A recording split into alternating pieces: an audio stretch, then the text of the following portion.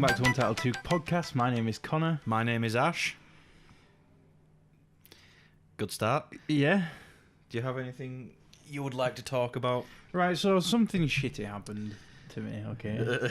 And which shitty thing are we talking about? Because two shitty things happened to you recently. Well, the cast is off my fractured wrist. Previously fractured wrist now, so that problem's been and gone, Wasn't to be your honest. thumb also a bit screwed? Well, it's the scaphoid in my wrist, which is just under the base of the thumb.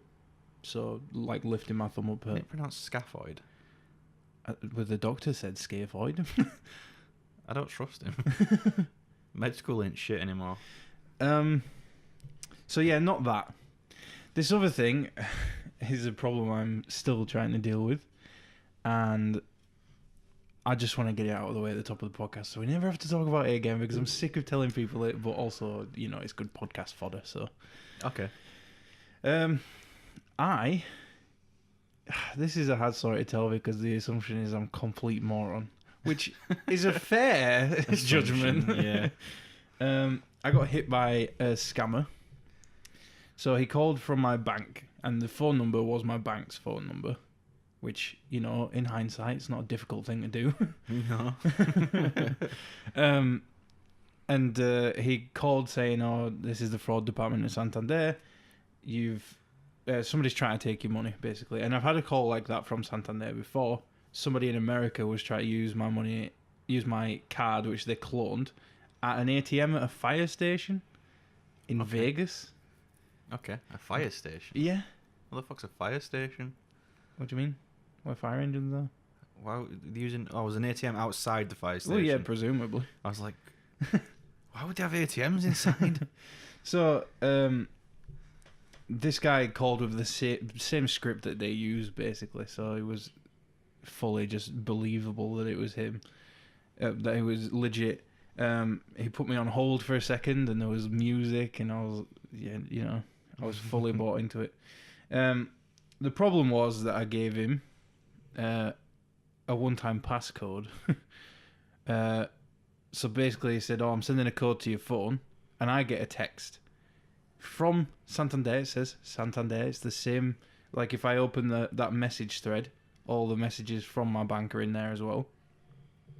Which, you know, makes sense because it's legit just my bank asking for a PIN code. But that notification just pops up at the top of my phone. The number's underlined, so I read it out. Don't bother to read the text, which says never give this number to anybody, including staff. Yep. And then, obviously, he took my money and then took some more. Yeah. And then he left me a very small amount. Not enough to get through the month. But,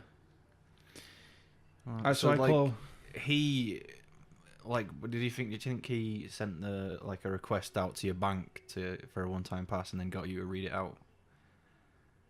What do you mean? Well, no, he was setting up a payment from my account. Yeah. And you need a one-time passcode to authorize payments. Yeah. So obviously he won't be able to get access to that one-time pass, so he'd called you up and tricked you into giving it, which is filthy.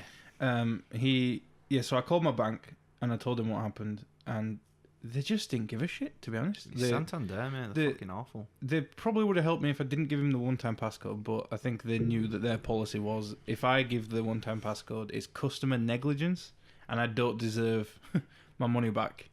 He said, "We'll try and contact the bank that it's gone to and get the money back today or tomorrow." No haste at all. The guy didn't give a shit. He didn't even freeze my account, which he was supposed to do. Yeah. On the next day, I called up and he was like, "Oh, your account should have been frozen, but nobody's done that, so I'll do it for you now." The third day I called up, the woman was like, "Oh, nobody's requested new online banking details for you. I'll do that now." Like, fucking hell, why so slack? Can you just put a little haste in to get me my fucking wage back? It's ridiculous. Yeah. I don't know, man. Fucking Santander are just abysmal. I've never heard anything good about them, ever. When I was Googling about this, it happens a lot, specifically to Santander customers, and the scammers probably target Santander customers because Santander are really ham-fisted about saying, "No, we're not going to help you." Yeah. So they can easily get away with people's money. I mean, it could be worse. I didn't really have that much in the grand scheme of things because there's people out there that had like 48k stolen from them and stuff, like saving up for a house and Still, just. I mean, it's your wage, isn't it? Like, Yeah. Well, yeah, I worked a full month just to pay for some sod's TV, haven't I? yeah. I don't know, man. Santander's always seemed like they were a bit behind the times. Like, when I first had my bank set up and all that, I just sent, like, I got a letter in the post from NatWest saying, oh, by the way, we have online banking, you know? And I was like, oh, cool. Probably going to have to go into the branch and set it all up and share. And it was all like, no, just give us a call. Will you set it up within 5 minutes? Within 5 minutes, mate, I had online banking set up and everything. It was brilliant. Oh, that's cool. I have to wait 3 to 5 days for a letter. Yeah. And then 3 more days for the second half of my login details. Yeah. That's the same thing that other people with Santander have said to me, how they set it up. Mobile banking was even easier to set up, mate. I just downloaded the app and I put in my details and it was like, right, you've set. Yeah.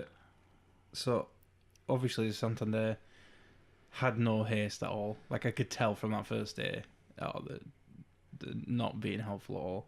So I called the police, reported it as a crime because there's a woman where I work who used to work for the Bradford police, and she said if you have a crime number, they might take you more seriously. You know, be a bit faster about it and stuff. They didn't care about the crime number either. The policewoman actually said, well, if he was pretending to be Santander, how could, like, it's not your fault. Fair enough. I genuinely think if it had been any other day, I wouldn't have fallen for it. But it was just one of those days, you know, like, I just left work. I think they do this at that time of day as well because they know people are, like, commuting home, like... They just want to get things done and go home and relax. So, yeah. Reported as a crime. They put me onto action fraud, which is like a new division of the police that deal with fraud cases. They've sent my case off to London, and they're going to get back to me in 12 weeks. Basically, they're just taking the information I gave them, putting it into a database, seeing if it matches up with anything else, and seeing if it helps them catch the guy. But that's it, and I don't think it will help them, so I don't think I'm going to get anything out of there. But so I called Financial Ombudsman because a few people told me to do that, or Ombudsman. And they said you have to file a complaint with Santander first. So you need to wait for their final response and then calls back. So I got my final response and it was them saying, we've declined your claim that it's fraud or something. We've determined that as you gave off your one-time passcode, you're the one at fault, sort of thing. So I was a bit fucked off about that. So I called Financial Ombudsman, and they said, "Have you put in a formal complaint?" And I was like, "No." So I rang Santander again, and I told the guy I wanted to make a complaint, and his tone immediately changed. He was just being such a dick, and he was like, "What do you want to make a complaint for? The money's gone. There's nothing anybody can do to help." And I was like, "What?" So I said, well, just put me through to the complaints guy. And the complaints guy was probably one of the nicest people I've ever spoke to, which makes sense. Like, if you work in complaints, you're going to try and make your day a bit easier. Yeah. And he said, so you're not happy with our response then? And I was like, no. And he was like, well, that's understandable. I'd be upset too if I lost all that money. And I was like, well, yeah, thank you. And he said, no, the Financial Ombudsman said they've got 15 days to get back to me. It's been about 1 week, and I haven't heard anything yet, so another 8 days and all. See if I find anything out. But if they refuse again to like compensate me or whatever, then I can go to Financial Ombudsman and they'll do something.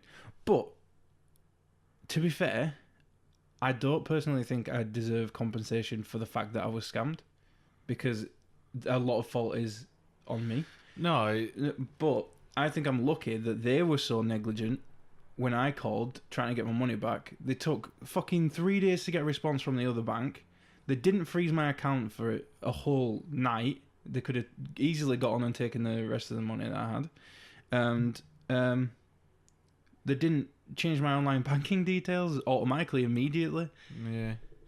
I think you do deserve some compensation. Well, I 'cause think I it's not- deserve compensation for that because And for the scam, because it's not like you called the guy up and was like, yo, here's my one-time pass, clean me out, fam. also, how do they know my name and what bank I was with? Exactly, he's got information from somewhere. Someone is selling information from inside Santander and he's got a big list. So one of the things that should have given it away for me is that he asked for my full password and code. Yeah. And well, I didn't know this because I never call them, but I did call them for the first time in like 3 years since I started using online banking, and you get all these messages about scammers and stuff, and so obviously they're covering their ass because it's happening so much to them. They're like, "Oh well, if you'd have called us, you would have heard our messages," sort of thing. What was my point? That you didn't know about giving away full password or something? Yeah. So, but if you call them, they only ask for like 3 characters from each password, which obviously I know now. So if it happened again, and they asked for my full password, I'd be like, well, no, you're supposed to ask for 3 characters. Except, in the past week, Santander have changed how you log in to the system, and you don't put your full password and PIN number in anymore. You put 3 characters in the exact same way that they asked for it on the phone. Yeah. So if a scammer calls you and he's like, "Oh, I just need these 3 characters," well, it's going to be a lot more fucking believable. Because like they won't be able to do anything with 3 characters, will they? Well, yeah, that's how I get into my account. Once my account's set up with those details, that's how I get into it. Right. I don't know. There might be something else in place, but Well, you'd have to hope so, wouldn't you? that's mental. But that's how it's supposed to work. Because I don't even think the person from the bank who's asking you for the 3 digits knows what your full password is. They've just been told by the computer to ask for the second, 5th and 8th or something, and then they'll type it in, and the computer will be like, "Yeah, those letters are fine." It does help because a lot of scammers are getting people to That was loud. A lot of scammers are getting people to install stuff on their computers. Like they'll call saying they're from fucking Microsoft or something, and they'll get you to install something, and then it logs passwords and stuff. So if you're only putting in 3 characters to your password, we used to get those calls all the time. My mum almost fell for it the first time because some guy called and was like, "Hello, we're from Microsoft, and we see that your certification for Microsoft's about to run out. You need to renew it." And she was like, "Oh shit, okay, right." And then I just happened to be around, and I was like, "What's going on?" And Mum told me, I was like, "Nah, that's not a fucking thing. Mum, give me the phone." And I just fucking hurled abuse down on the phone at him, and made him probably cry a bit. And then the next time it called up, I was just like, oh, fuck's sake. I was like, "Listen, mate, you're not gonna scam us. I know probably more about PCs than you do, you shithead. I'm not looking for anything. No certificate needs fucking renewing. It's bullshit." And then it was like, "Oh no, this is about viruses. We can see from here that you've got 12 viruses on your computer." I was like, if you can see my fucking computer from where you are, mate, you fucking hacked it, which is illegal." And he's all like, "No, we've been working with Microsoft. We can view everyone's computer." I was like, "That's bullshit, mate. It's a fucking breach of our personal fucking privacy and that." And then by the 3rd time that someone called up, I was just like, "Nah, we're strictly a Mac household. We don't have any we don't have any Windows in this house." And I was like, "Oh, okay, goodbye." Like I really bit the bullet there, didn't you? Like fucking. Can you imagine like you're a scammer, you're calling up and he's like, "Yo, the your Windows PC's hacked and got viruses," and then someone's like, "Oh no, I only have Mac." Did you go, "Ah shit, sorry for trying to scam you"? I just go, "Oh, okay, then must have been next door neighbours." Not their Mac too. Maybe it's the street over there. I don't know. Fucking scammers though, mate. Yeah. You see that? There's a video on YouTube where this guy got called by a scammer, and this guy is like a computer whiz. He must be a programmer or a hacker or something like that.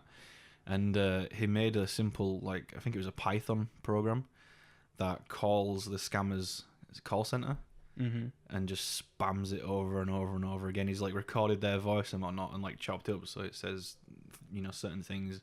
And every time they call up, it's just them like trying to scam themselves basically through a recording. And they just get absolutely pissed off and start saying they're Indian as well, so they have these weird Indian insults that don't work quite well in our language. Yeah. Like your mother's a bastard bitch or something like that. Mother chode as well is one that I've heard a lot.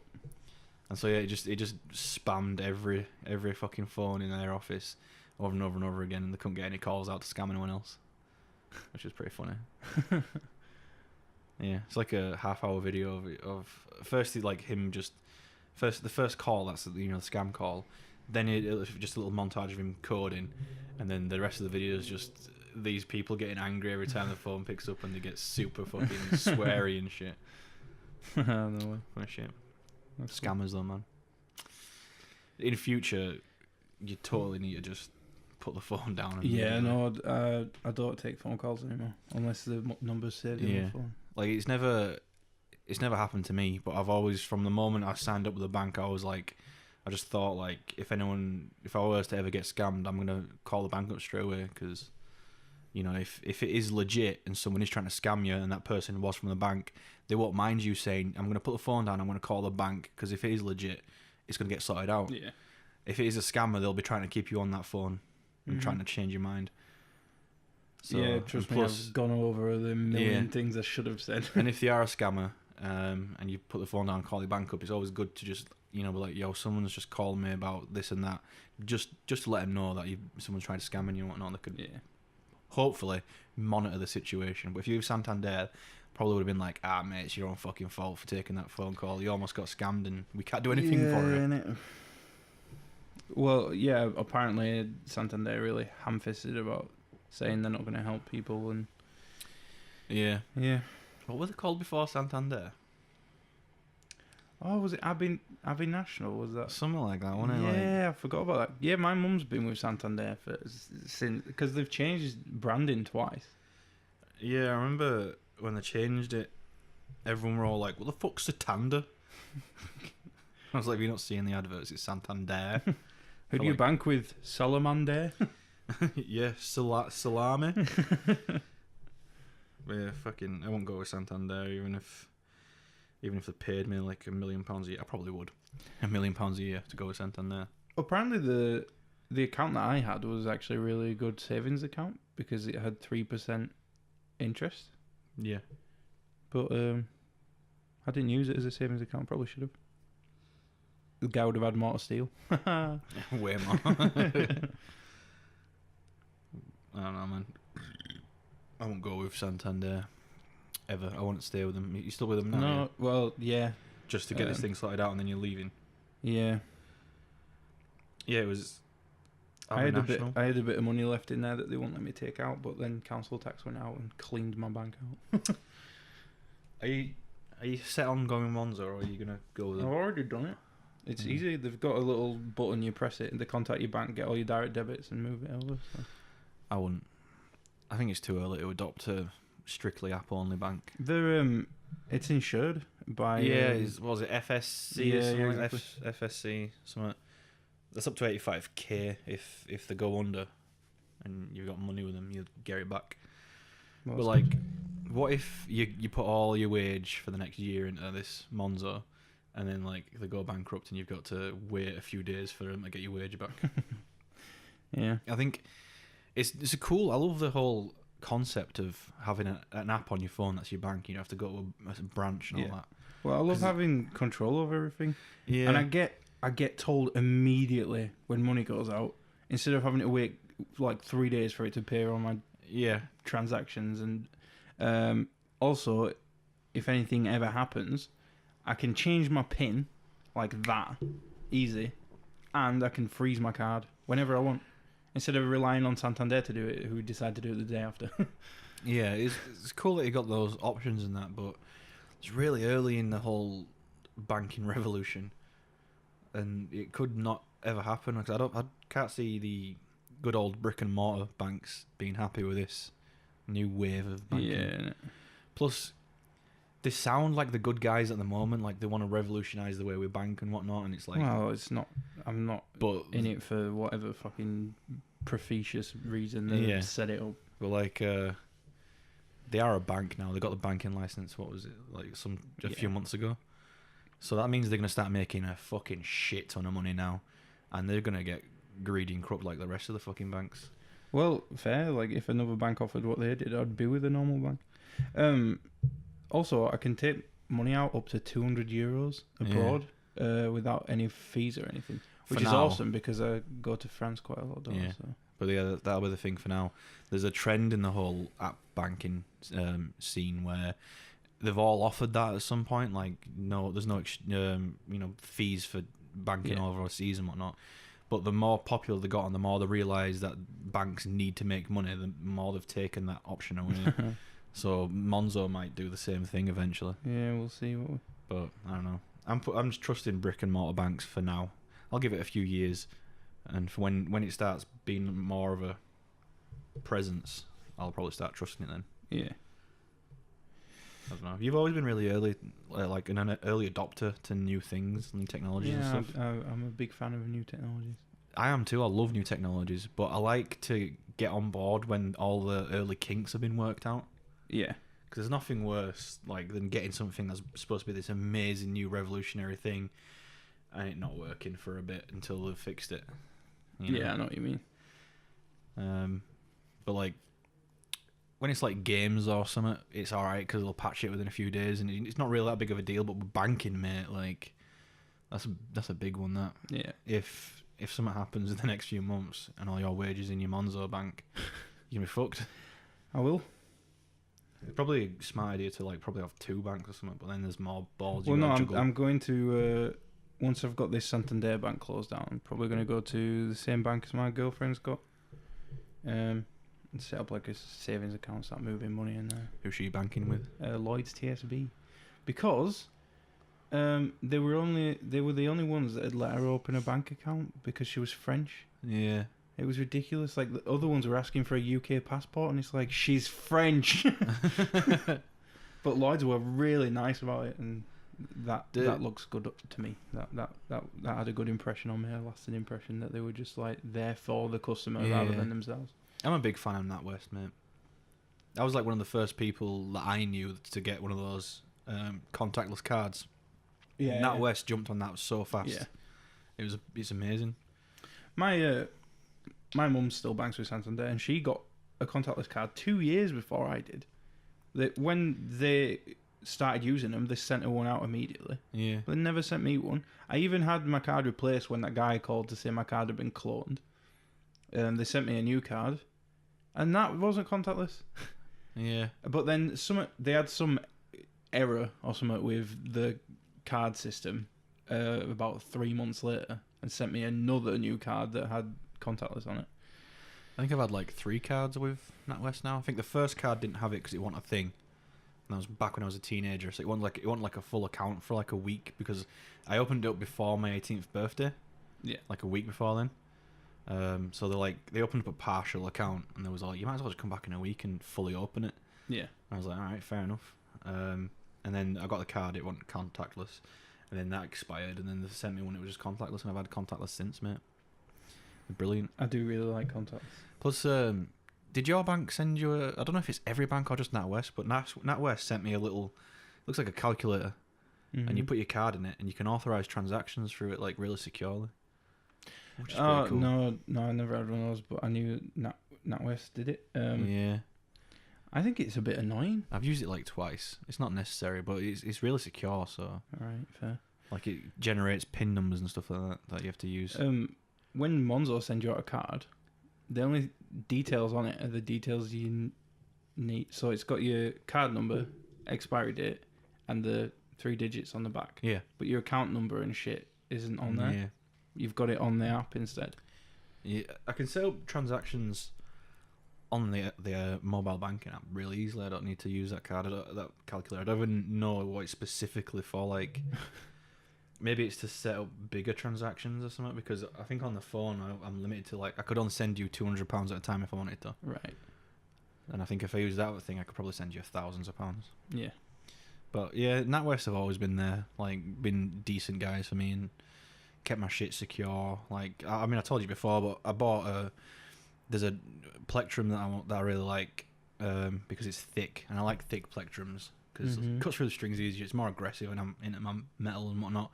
It's called a dragon heart pick. I've shown you before. It looks like their interpretation of a dragon heart. Yeah, I've seen it. Really cool. But you can only get it from America, so I bought it from their store. It was only $10, mate. NatWest just froze that immediately and sent me out a text like saying your card's been used at this place, blah blah for this amount. Is this you? And I had to send them a text message saying, yeah, this is me. Let it through, and it went through like a few seconds later. That was just so fast and on the ball. It were amazing. Yeah, that's cool. For just something as small as $10 as well. Yeah, it's brilliant. Santander would have been all like, that can't be him. Whatever. Yeah, probably. It's We'll call him today or tomorrow. Yeah, it's his fault anyway. It's not fraud. Fucking Santander. And we've been talking for like 20 odd minutes about banks. Oh, great. We should probably get off the subject. Yeah, Boring so people. As I had a fractured wrist and I was in the hospital, I was thinking, because I was in there for a long time, I had a lot of time to think, is suing a hospital, especially in England, morally okay? Obviously, if they fuck up your hand so bad you can't use your dominant hand anymore, you deserve compensation, right, from somebody.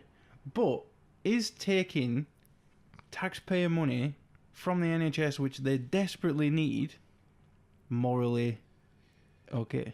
First off, assuming they even get any taxpayer money from us, if it's for something that isn't really a problem, then I don't know if it's morally wrong, but you're a dickhead. There's people who will like slip on a wet floor, and they'll get a bruise on their ass or something, and they'll be like, I'm suing you, and they'll try and get as much money as they can out of the NHS because they're greedy fucks.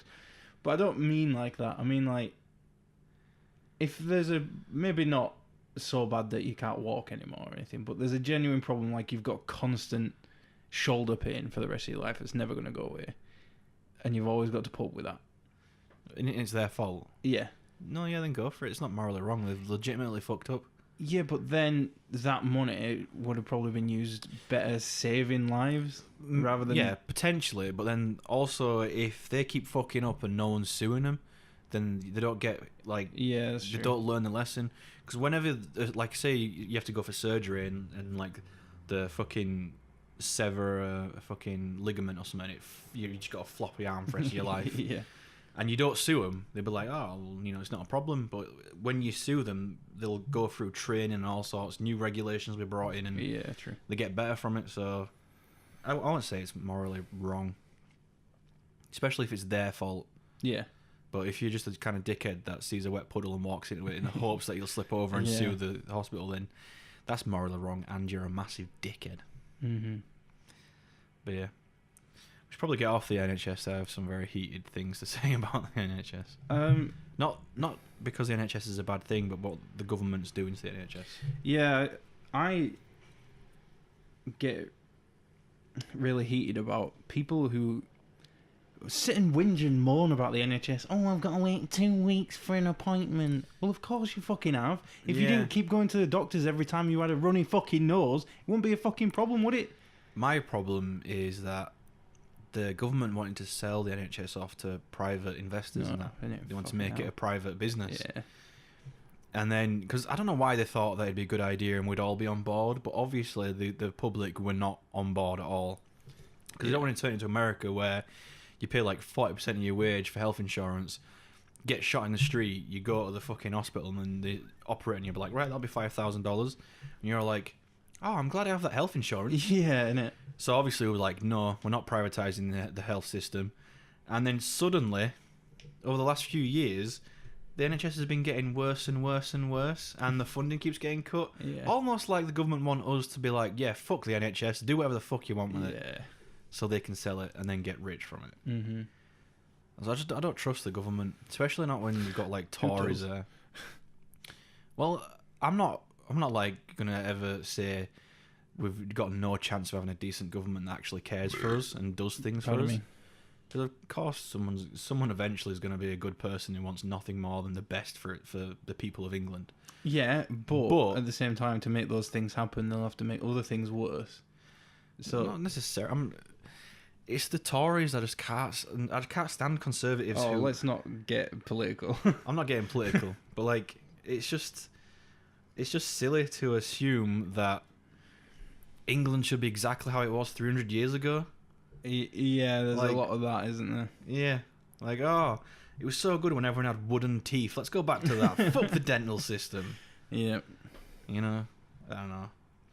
I'm not a massively political person, but when I see shit on TV, I can immediately spot when it's a fucking lie, and it's just ridiculous. Yeah. What is that about England and people in England that don't want England to change? Oh, England in the 60s was great. I worked in a coal mine for my entire life, and I've got a crippling lung disease. Can't we go back to that? Yeah. My brother died of asbestosis. What a time! Yeah. We all went round pub and threw stones at the black people. You know. It's yeah, like, I don't get the obsession with not moving forward, with like sticking to weird tradition that doesn't make sense, and like when I had my fucking graduation and they all came out in fucking pantomime outfits carrying a mace, and I'm like, what the fuck? Yeah, I think England are quite bad for traditions, especially like really old things, like carrying a scepter into a fucking graduation ceremony. Yeah. Like that would have if I saw a TV show or I was alive hundreds of years ago where kids graduated from Harvard and they brought out a scepter, I'd be all like, this feels right. But in 2017, was it last year, wasn't it? Yeah. Not so right. Yeah, it's bizarre. It's a bit weird. I mean, I understand it's a really cool thing, graduating and whatnot. Like 20 years ago, maybe, but the ceremony was such bullshit. Yeah, but like I just wanted my bit of paper. Before our generation, if you graduated university, your life was set, mate. Like you could do whatever the fuck you wanted. Our generation was the last generation to be told, work hard and you'll get everything you want, everything you deserve. So we worked hard as fuck, harder than any generation before us. And then when it came time for them to make good on their promise, they were just like, oh, sorry, there's no opportunities for you. Yeah. So graduating now doesn't feel like a big deal because you're going to graduate with all these A-levels in like physics or whatever, man, something really important. Yeah. And then you're going to go work in McDonald's or in a fucking library. You know, it's just... it's not fair. I went to a takeaway from that. Our friend's NDA show yesterday, so I went back to the uni that I graduated from. And I saw my old tutors there. And he said something about me and Candice having kids. And we were both like, oh, we're not going to have kids. And he was like, you're not going to have kids? What? You're the third person tonight that's told me they don't want kids. And I'm like, well, I don't know. We just don't, like, first of all, we're in a creative... what the fuck? Creative profession. Career. In my head, I was like, procession of the mace. Yeah, we're in creative profession. We want our time and freedom to be creative and stuff. And we want to save our money for personal projects and personal, hobbies and interests and shit. We don't want to spend that on a kid, and that should be okay. But whenever we tell somebody who's over the age of fucking 25 that we don't want kids, they're like, what? Oh, you'll change your mind soon enough. And I'm like, I'm fucking 24 years old. Yeah. I'm pretty sure I've made my fucking mind up. We definitely don't want kids, but like we were talking to him about it, like trying to, he said, "Oh, I wonder why that is," and I took that a bit too literally. And I was like, "Oh, it's probably because our generation grew up with parents who were complaining all the time about how many problems the kids made us feel bad for all their problems, and now we don't want kids to do the same thing to them." Yeah, I don't know, like. My dad's a baby boomer. Yeah, exactly. And then my mum is Generation X, I think it is. Right. Like, born in the 60s. So, like, their generations were shitty by our standards, but, like, they go to school, and then immediately from school they got a job, and that was it. They set from life. Yeah, and houses were affordable. You could just buy a house. That was a thing people did. Like, 500 quid, just go and buy a house. Well, I think my dad literally told me a story where he's like, when I was your age, I could buy a house for £500, and I was like, "Wow." I don't know if it's true. My dad likes to embellish. Yeah. He once told us a recurring joke we do in our family. When we were kids, my dad used to tell me this story regularly about when he was a child, he could get a shilling or whatever it was back then, and go to the cinema. A tuppence. Go to the cinema, pay for the bus to the cinema. Get a bag of chips, pay for the movie, watch it, come back out, and he still had bus fare to get home, right, with a shilling or something. And so this recurring joke is every time he talks about when he was a kid, I always go, yeah, we know, Dad. You had a shilling, you bought a Ferrari, you went on holiday, you know, you bought fucking a tower, you became the wealthiest person in the world, you saw the cinema, and then your shilling was gone. You saw the movie The Cinema. But yeah, it's like, their generation was, as soon as you left school, you were set up, you know, like, and if you wanted to go into further education, you did, and that was even better. Yeah. And then our generation comes around, and the baby boomers and Generation X just sucked up all the resources for themselves and they were super greedy, and then there was nothing left over for us, and they were just kind of like, oh, it's your turn to fix the world. Yeah, and the biggest problem, like, that was probably the hardest thing when I was younger, was dealing with people on all sides telling me that I'm lazy and I'm not working hard enough, and it's easy, I just got to get out there and get a job, and just the refusal to just take a step back and look at the world and understand how it works now. But instead they were like, oh, when I was your age, I walked into a job, and it's like, yeah, fucking 30 years ago. And then and then the same people blame the foreigners for like taking the jobs, and it's like, if they weren't in this country, they still wouldn't give us these jobs. People won't even want to have these jobs, because the fucking baby boomers, their whole career was set around loyalty. You went into one firm and you stuck with them because that's what you did. It was loyal. Our generation wants more creative pursuits and, you know, like, more fulfilling roles instead of just fucking clacking away at a keyboard, putting numbers in. Plus, there are a lot of jobs now that didn't exist when they were younger. And I dare even say there's more job roles now than there used to be. But there used to be more jobs because you needed to sit there and sew a dress for 7 hours. Yeah. But you don't have to do that now. No. But there are people out there who build the sewing machines. Yeah. And repair the sewing machines. So when a job is sort of becomes extinct because of technology, that still creates jobs. The manufacturing of those machines, manufacturing the machines that manufacture those machines, you know, maintenance on all those machines. Yeah. I can't wait for, like, I don't know if we'd see it in our lifetime, but I can't wait for a time where all the low-skilled jobs have been taken up by machines, which leaves us all to start pursuing more fulfilling and creative roles. Exactly. I feel like humanity. But there's the argument there that you need a bit of motivation to get into that. You need some ambitions to go out there. And if there's no fucking low-end jobs, and you've got no ambition to learn the skills you need to get another job, then you're going to sit there and whinge and moan and say, oh, well, the machines took all the good jobs. Definitely, but I think that'd be the case for a while, but I think that humans will just naturally want to pursue what they, you know, find the most interesting thing. And like, the way it works at the moment, we all go to school, and our school system's not changed since the industrial age, and back then, it wasn't about educating us to make us smarter people, to better our lives. It was about making workers. And it's still the same today. Like, we have uniforms, we all sit in rows, we have designated lunch breaks and all that shit. Well, uniforms is a good idea, because if I didn't have to wear a uniform at school, I probably would have been bullied even more, because I didn't have nice clothes that everybody else had. Yeah. Although my uniform was scratty and my jumper was way too big, so... I don't feel like the uniform really changed how bullying worked doesn't really, at does all. It? Like year 7, I got bullied a lot, and I wasn't wearing, you know, because throughout my school life I was wearing like band shirts and stuff, and I just did not conform. Year 7, I was like, I'm gonna make a go of it. I'm gonna try and be the best student, whatever, because it was a new area and I wanted to like fit in and whatnot. Because all my friends went to Buttershaw and I went to Queensbury. I had no friends there. You. I know. My parents were like, "It's such a good school." I was like, "Okay." Get there, first day, some guy pulls a knife out. I'm like, "Oh shit." But yeah, I was like, "I'm gonna fit in. I'm just gonna keep my head down, right?" I got bullied, like, really, right, like straight away, bullied, and I wasn't wearing anything that could identify me as like a mosher or whatever the fucking called us back then. I don't even think I was one.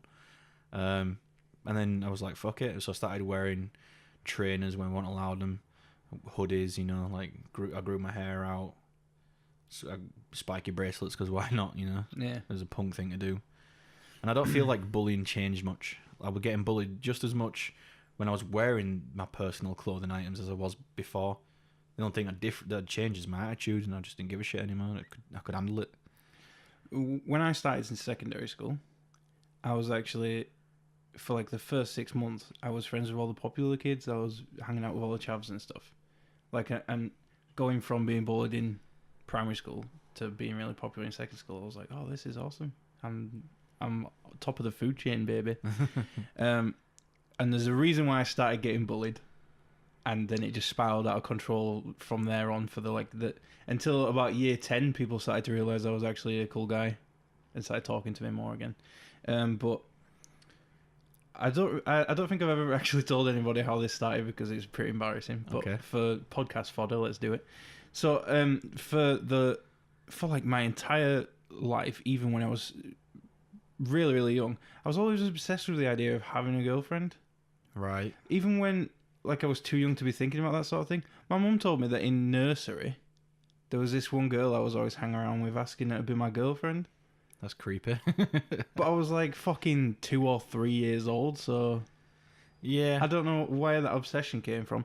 But yeah, in primary school, I had quite a few girlfriends, and not at the same time, obviously. Yeah. But what I used to do is write like love letters. Okay. I was a little weird kid. Yeah. And that always worked in primary school. Of course it did. Like, there was this girl I was with a few times called Holly Chorley. Maybe I shouldn't give the phone. Well, I don't know. And she cheated on me with my friend Callum. Charlie not. But after cheating on me, she then proceeded to date every single boy in our year.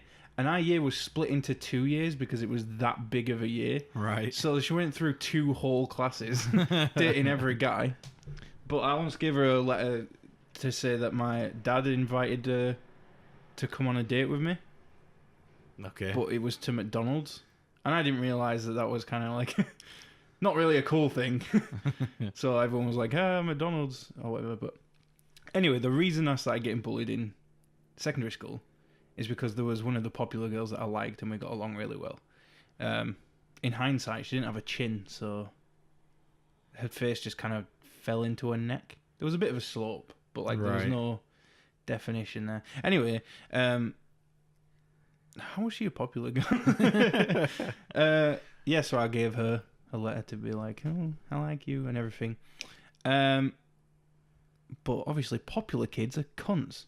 So as soon as one of them found out that there was a love letter out there, that got taken, that got read to everyone. Everyone laughed at me, and I didn't deal well with being bullied. Yeah. So obviously I'd get angry and I'd get upset about it, and that's exactly the reaction bullies want.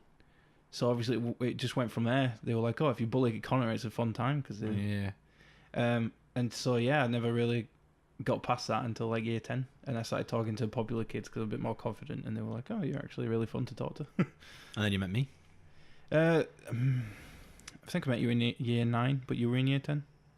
Because then we had 2 years of skiving school together, and then you left, and I did my last year actually in school. I'm pretty sure in year 10 I was friends with all the year 11 kids. Probably. And then they left. And I moved up to year 11, and then I didn't have anyone to hang out with. To skive with, and I'm pretty sure that's when we met, right? I feel like I knew you for 2 years. It might have been like we were talking about fucking solid gold miniguns in the first year of knowing you, and then Yeah. skiving Because, in like, the second year. I'm sure you was in year 10 because we were all hanging around in what was it, fucking Key Stage 3 area or whatever it is. Yeah, You know, that's a fair point, yeah.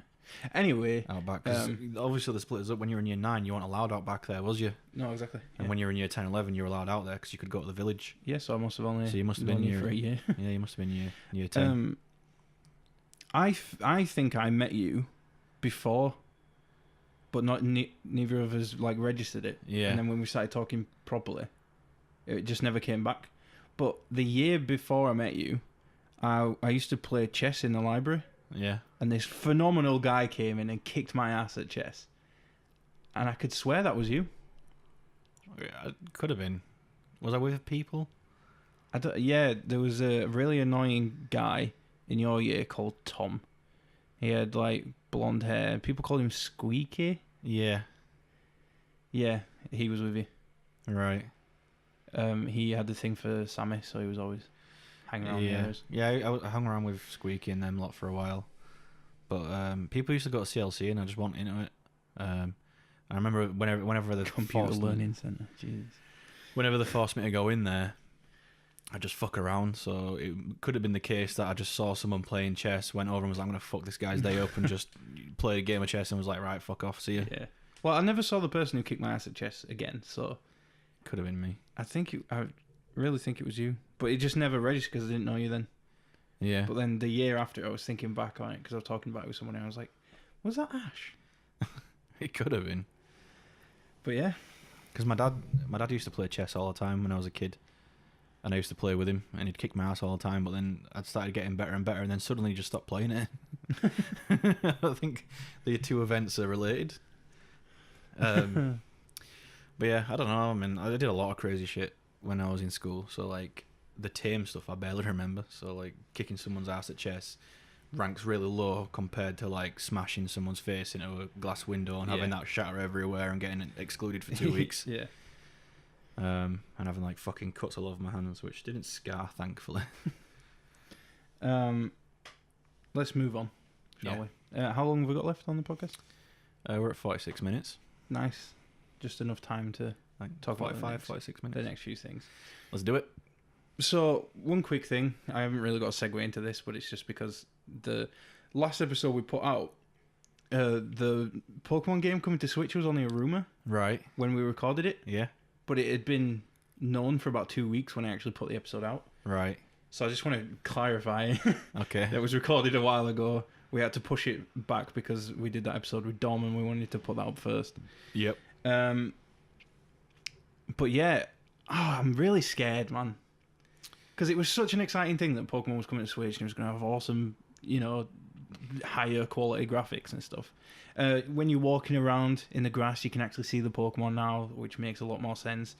They've put a lot of things in there that people have been asking for years, but they've never actually been able to do, like, reasonably, if you thought about it. Obviously, you can't have every Pokemon show up on a fucking 3DS or whatever. But, so that's all really exciting. But Pokemon Go is a big part of it. The way you throw Pokeballs at Pokemon is not just select a Pokeball, press A anymore. You actually do it the same way you would in Pokemon Go, which is cool. Like, there's certain ways to increase your chances and like get more XP from doing it and stuff. So there is a bit more to it, and we'll probably all let go of that myth that if you hold B when Pokemon's in the Pokeball, it's gonna help you catch it, which has been around since Pokemon Yellow. Yeah. Which is crazy. Like, how did shit like that spread around without the power of the It internet? just used to be on the internet. That's where I read it. It was on the internet. If you hold B, it works. But then there'd be like 10 people under that who say, no, it don't work. It don't work. Don't be stupid. It didn't work. And then somebody would go, oh my God, it worked. Thank you so much. And then you'd see that and you'd be like, yes, it does work. Yeah, but like, I don't know. Like the rumor that if there's a cheat code where you can make Lara Croft naked in the old PlayStation games. Yeah. How did that spread just around? One guy who like pranked his mate, and I don't know. just... But like, all my friends were telling me about it as well, and we didn't. Yeah, I remember. None of us went on the internet, so where did we all learn it from? Like, how the fuck does shit like that spread without the internet? Well, it's like that. That where you do the circle game. Yeah, the circle game. Yeah. Everybody knew that, but it's not like it's only just sort of become an internet thing. Yeah. But everybody knew all across the country, like in a different country, everybody knew this circle game. I used to play it all the time with my friends. Yeah, exactly. Ours was brutal though. Like, it wasn't just like you punch them in the arm. Like, if you did that below your waistband, alright, and they saw it, you could choose your form of fucking punishment. So 9 times out of 10, it was like, put your hand in this drawer, and we'd kick the drawer shut. Oh. I used to play Knuckles. Yeah. So you'd put your fist down on the table, and then somebody would get a coin. So your reward was whatever coin they were using, which usually meant it's going to hurt more. So if they use a £2 coin, heavier, thicker, it's going to hurt. But, so what they do is they'll sort of like put the fingers in like a slingshot position and then fire the coin at your knuckles. And then you get to have the coin. But they'll find different creative ways of doing it more, like, painfully and stuff. So I've got some scars on my knuckles from all the £2 coins and 50p's that I won. Yeah. But I used to always be up for that because I was like, oh yes, I can go to JK's after this and get some fucking. We used to call them rabbit droppings. They're like fucking Little chocolate things. chocolate nibbles. Yeah, I we used to love call them chocolate rabbit nibbles. droppings. Yeah, they're good.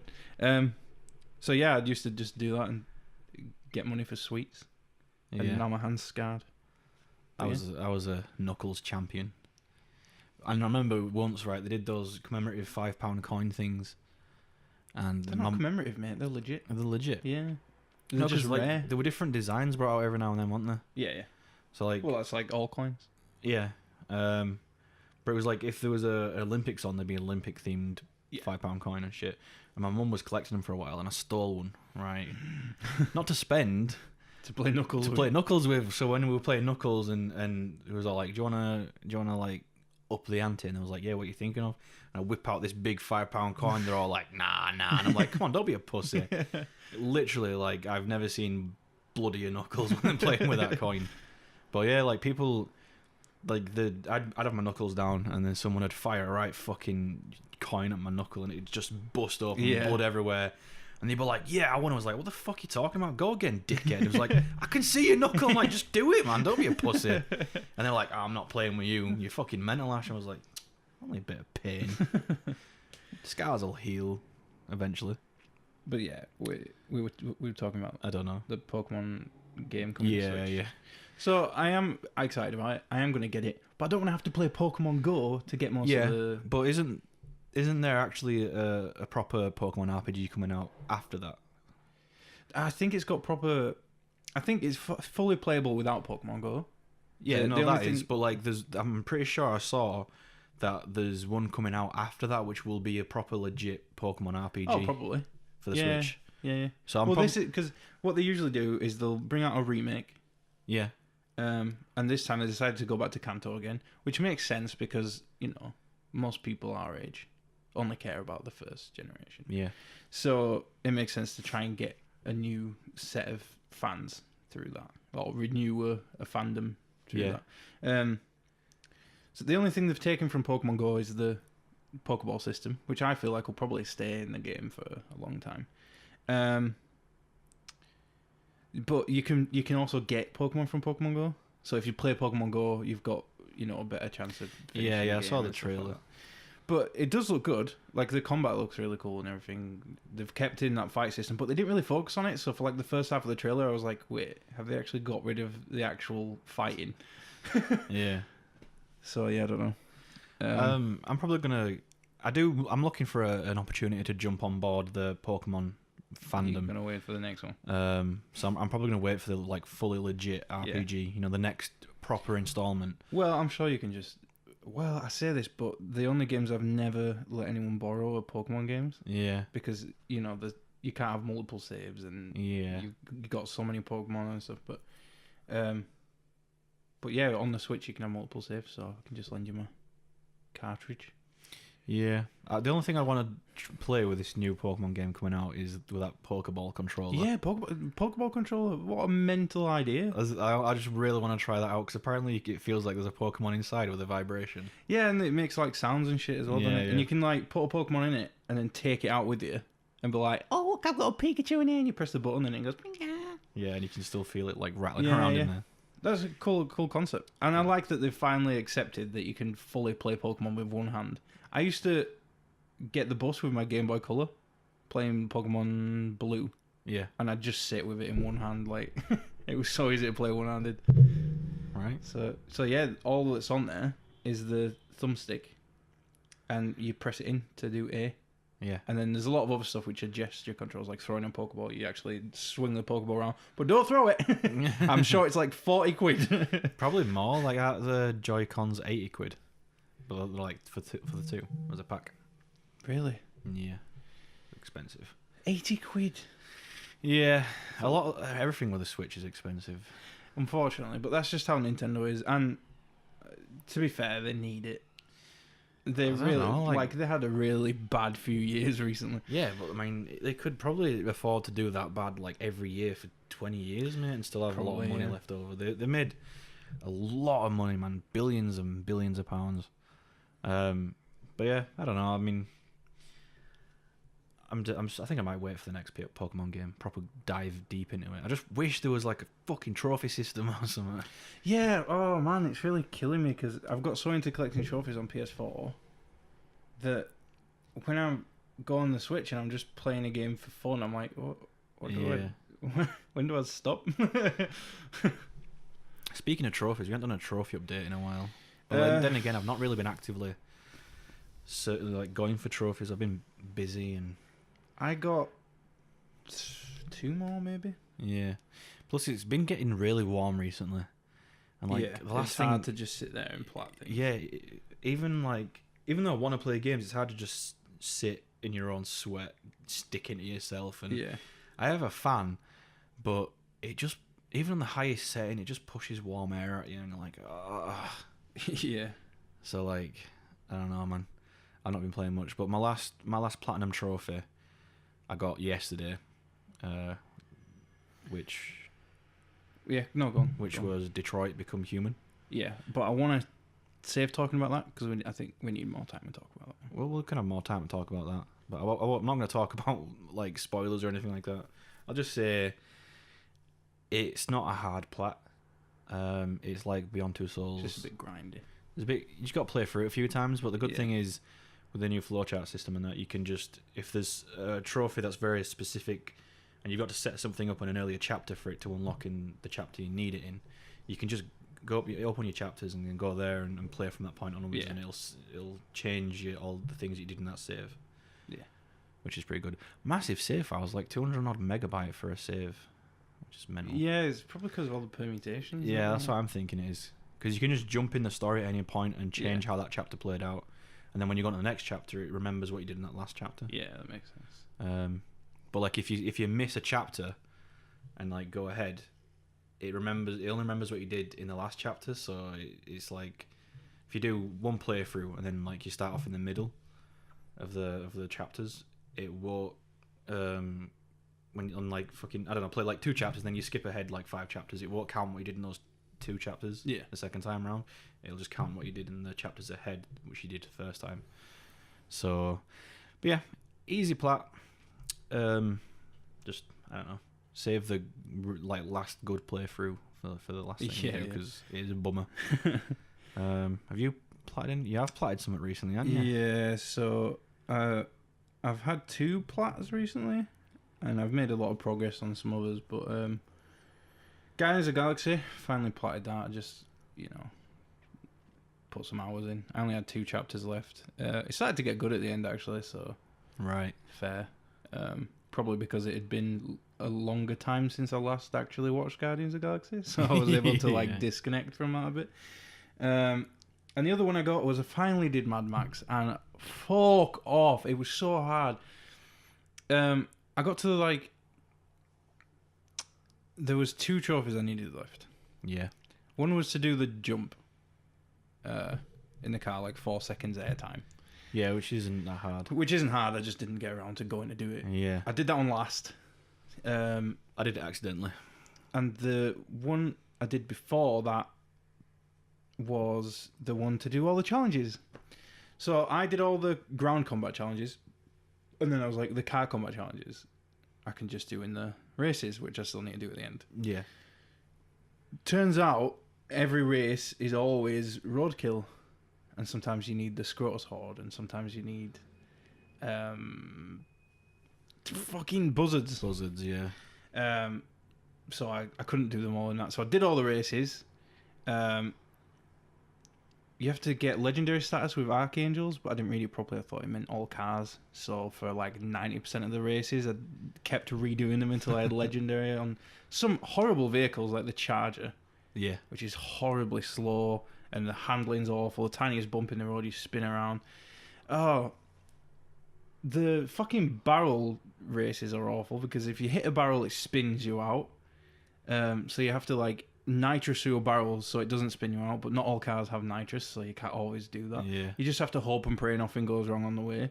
The AI care more about knocking you off the road than winning, so they'll just side slam you and then keep pushing until you turn and facing in the wrong direction, and then they'll drive you off into the desert. And it's like, well, you just fucking get off me so I can keep racing.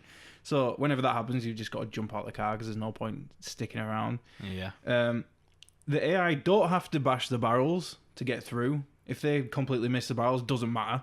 Yeah. They don't get failed. They don't have to turn around and go get it. They just keep going. And if they get there before you, then you still lose. It's ridiculous. Yeah, they didn't put a lot of thought into that. No, it was just... Doing those races was awful. But once I realised I didn't have to do Legendary with them all, which was only like 4 more races, you know, it was a lot easier. Doing the races with the Archangels was actually fun because, like, you just start the race, pull out the fucking Thunderpoon, blow them all up, and then finish the race. But yeah, there was one with you had to kill borders with border spikes, which you talked about before being really hard to do. Yeah. So there's certain places where enemies always spawn, and you've just got to keep going to those places and hope that border patrols spawn. Yeah. And then they'll jump to your car, and you've either got to quickly move away from the car they're jumping from and hope they hit the spikes, or side slam the car as they're in the air, because you'll grab them, crush them between your car and the other car, and then impale them on the spikes. Yeah. My issue with it is that the AI is stupid. So, like, these guys in the back of those fucking trucks will be trying to jump onto your car, but the guy driving the truck's also trying to ram you and shit. Yeah, so they'll fucking just jump into the dirt. Yeah, which will piss me off and that. And also, I'd sit there waiting for these things to spawn for ages. Yeah. And I just have shit look like it's never that thing. And then when it is, I'm not paying attention. It's fucking zipped off past me. And I'm speeding along trying to get to it. And then, you know, all the fucking weird shit starts happening. Yeah. They try to ram me and I'm trying to fucking get into a certain position where if he jumps, he's definitely going to hit a spike. But even though he lands on the car and I can see a spike going up his ass, like it's clipping with his physical model, it's like, oh, that's not connected. You know, it's fine. If you try and do it during the day, most of the time it's roadkill. And roadkill don't have bordered vehicles. So you have to hope it's a Scrotus horde. And if they do have a border, it's one guy. Wow. So you've got to hope nothing goes wrong, get him on your spikes, and then go and wait again. But if you do it at night, buzzards start coming out. The buzzards have border trucks that have 4 people on it. That's 4 chances every time they show up, which is also still very rare. But the fact that when one does show up, you've got more chances is phenomenal. But you can't make it night. You can't sleep until night. Yeah. The only way to do it is to build 4 stronghold projects and upgrade the stronghold, and then time passes, but it's only like 6 hours. And also, I'd already done all that by then, so I couldn't. So I just had to keep trying during the day until night came around. And then it took me a full night. Like, when I finally got my last one, Chumbucket was saying something about the holy headlights in the sky or something rising. They could have, you know, in Metal Gear Solid, you could do that with fucking Snake's cigar. They could have done something similar, where Mad Max is always pissing. Have you noticed? Pissing? Yeah, like, I'm pretty sure in the other movies there's been scenes where he's had a piss. They could have, like, had him just whip out his penis. Obviously, your camera would be stuck behind him so you can't see that. And he'd just be weeing for 6 hours into the desert. Yeah, I'm pretty sure that's the thing. He did it in Fury Road as well, and when I saw it, I was like, oh, man, again. Oh, you know, whatever, like, he could just sit on the bonnet of his car for fucking 6 hours or something just while everything's whizzing by. They should. Yeah. I think every open world game should have a system like that. Well, especially if there's things you're required to do at night. Because there was a mission I had to do, which was at night. Like, in Zelda, you can sit at a campfire and wait until morning or night and stuff, exactly. Which is pretty cool. And you should be able to do it.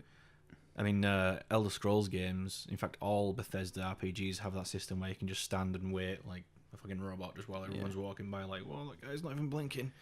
He's been there for 24 hours.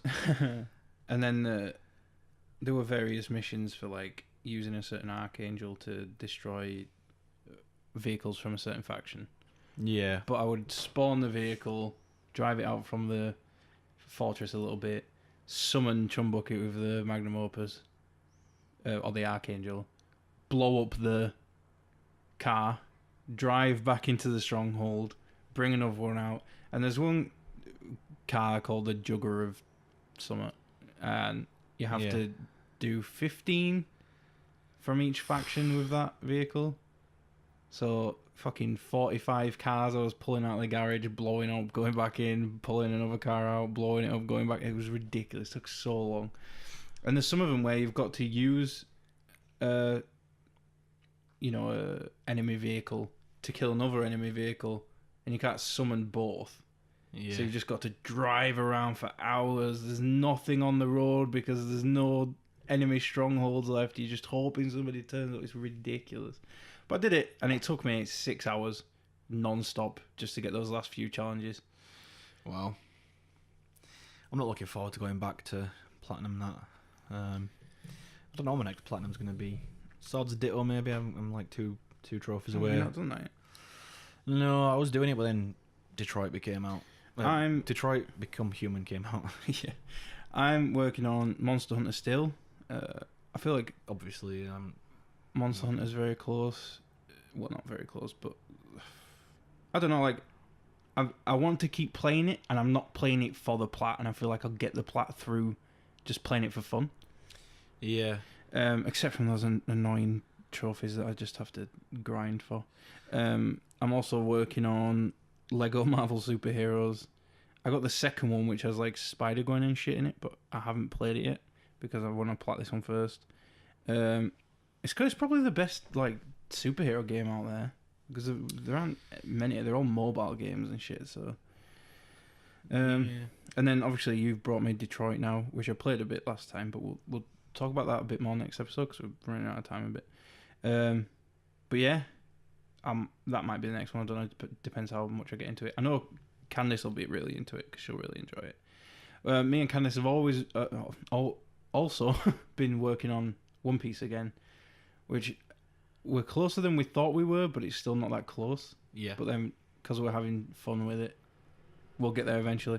Basically, we've got to level up the crew level of all the non-playable characters, which means loading up a mission, hoping they're support, and then, obviously, playing the mission with them as support. But there are some characters like Jabras, who's a man that turns into a wolf, and Kaku, who's a man that turns into a giraffe, who never show up as support, and they're still crew level 1, and I don't know how to get them to show up more, so just a bit of fuck around really, but yeah, we'll get there. Every time we play it, we'll play it for like 10 minutes, and we've made progress, so that's a good.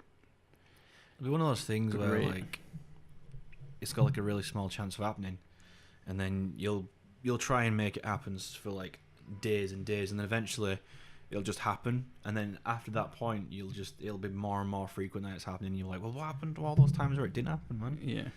Like in Monster Hunter, we've got to get those endemic life fucking those creatures, the fluffy bird thing and all that. I tried for like 15 hours, mate, straight, just trying to get it. Well, not straight, like it was split up into like a few sessions. And it just didn't spawn whatsoever. And I know one day it'll be like the last trophies I've got to get, and I'll spend fucking days going for it, and then I'll see it, and I'll get it, and I'm like, yes, finally, I've got the trophy, I've got the plat. And then you'll see it all the time. Because it's Monster Hunter, I'm still going to keep playing it even after I got the plat. It's a fucking phenomenally fun game. Really good. And I'll just see it every time then. I know it's going to happen, and it's going to piss me off. I know that I'll see it once. Yeah. And it'll somehow get away. And you'll never see it again. And I'll have to put in like 20 more hours to see it again. And it'll somehow get away. Yeah. And then I'll get lucky and it'll show up in a bit less time, maybe like 10 hours. Then I'll catch it. And then I'll see it all the time, probably. Right, well, we're at like an hour and almost 10 minutes, so let's... Alright, well, let's just wrap it up, unless you got something else to talk about. No. I just want to give a heads up for the next episode. My plans for the next episode are to talk about... so we've both seen Deadpool 2. Yep. Probably going to try and keep the spoilers to a minimum for that one, but we've also... Ash has now seen Infinity War. Yep. And we're going to finally do our spoiler-filled talk about it, because so many people have already seen it, and those who haven't seen it have already been spoiled because obviously, once again, the fucking big spoiler of the movie became a meme. Yeah. So just heads up for next time, if you haven't seen Infinity War and you don't want any spoilers, maybe give it a miss. Also, someone on my Facebook shared a series of images that spoiled everything. Everything? Everything. Or was it like an Easter egg thing or something?